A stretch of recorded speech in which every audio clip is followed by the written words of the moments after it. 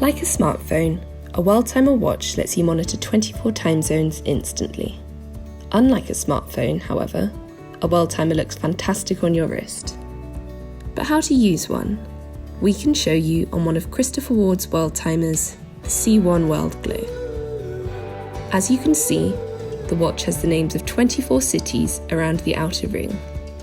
If we look closer, you'll also notice a rotating GMT disc, which carries the numerals of the 24-hour clock. To set the Worldtimer, pull the crown to the second position and turn clockwise. This rotates the GMT disc. Do this until it aligns with your present location. Say you're in the UK and it's 10 AM. Rotate the GMT disc until 10 lines up with London on the outer bezel. Once this is done, the watch will show the correct time in 24 time zones.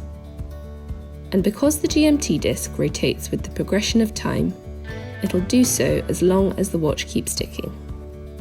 If you'd like to keep your eye on one city in particular, you can use the red City Selector wedge to help you. Pull the crown to the second position. This time, turn it anti-clockwise.